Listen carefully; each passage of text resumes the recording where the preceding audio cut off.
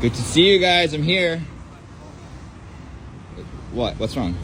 What's wrong? You tell me what's wrong, huh? Yeah. What time is it right now? It's 12. It's 9. It's 12:01. You're 1 minute and 37 seconds late. What's your excuse? I'm sorry. Traffic was really bad. That's a traffic. I can't believe it. Yeah. This kinky fuck. Yeah. There is no bad traffic. Only bad time management. Only bad time management. But time management time management လောက်တာပဲလို့တာဟုတ်လား bad traffic မို့ကျွန်တော်မြန်မာလူမျိုးကပြောတာလမ်းကျက်လို့ကားကျက်လို့ကျွန်တော်တင်တန်းမှာတောင်ကလာမြောက်တကုံရှိတကုံ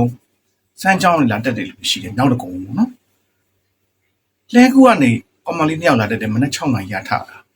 9:45ခါကျရင်10နာရီထိုးဖို့5မိနစ်လောက်လို့မှာပေါ့နော်သူတို့လက်ဖေးဆိုင်မှာထိုင်လို့အဲ့လောက်နောက်ဒါမှမဒီကျွန်တော်အိမ်သားတော့အချိန်မီရောက်တယ်ဆိုတော့နောက်ကျတာစောတယ်ဆိုတာကဝေးတာနဲ့တိတ်မဆိုင်လူတယောက်က time management မလုပ်ထားဘူးဆိုရင်နောက်ကျမှာအဲ့တော့မြန်မာလူမျိုးတော်တော်များအကျင့်ကိုပြက် traffic နော် traffic ကိုအကြောင်းပြပြီးတော့နောက်ကျခြင်းနဲ့နောက်ကျနေကြတယ်နော် celebrity တွေအနေနဲ့ကတော့အခမ်းအနားတွေကိုဟိုလားအရင်အစောကြီးမသွားကြဘူးဒါမျိုးကတော့ချင်းချစ်ပေါ့နော်ဒါသူကနောက်ကျလို့ရတယ်နောက်ကျမှလည်းသူ့ကိုလူကမြင်မှာပေါ့နော်ဒါတော့ချင်းချစ်ဆိုတော့ဘာနဲ့တူလဲဆိုတော့နောက်ကျတာကိုမြန်မာလူမျိုးတွေကမရှက်ကြဘူး